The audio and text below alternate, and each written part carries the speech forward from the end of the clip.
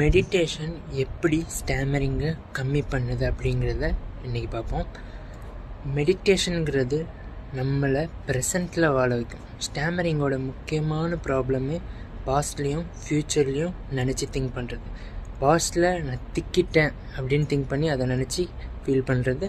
ஃப்யூச்சரில் ஐயோ இப்படி ஆகிடுமோ, திக்க போகிறனோ அப்படின்னு நினச்சி ஃபீல் பண்ணுறது. இந்த ரெண்டுமே, பாஸ்ட் அண்ட் ஃப்யூச்சர் ரெண்டுமே மெடிடேஷன் பண்ணும்போது போயிடும். மெடிடேஷன் நம்மளை ப்ரெசண்ட்டில் வாழ வைக்கும் ஃபோக்கஸ்டாக.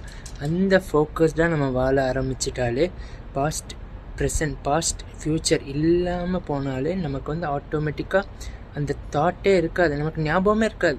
இப்போது ஒரு எக்ஸாம்பிளுக்கு சில டைமில் நம்ம சொல்லும்போது ஒரு ஃப்ளோவில் நம்மளாக சொல்லிடுவோம். நமக்கு சில வேர்ட் திக்கும், அதை நம்ம சில டைமில் ஒரு ஃப்ளோவில் சொல்லிடுவோம், ஞாபகம் இருக்காது. அதே மாதிரி தான் இந்த மெடிடேஷன் பண்ணும்போது ஆட்டோமேட்டிக்காக இந்த வேர்டு ஸ்டாமரிங் ஆகுங்கிறத ஞாபகம் இல்லாமல் போயிடும்.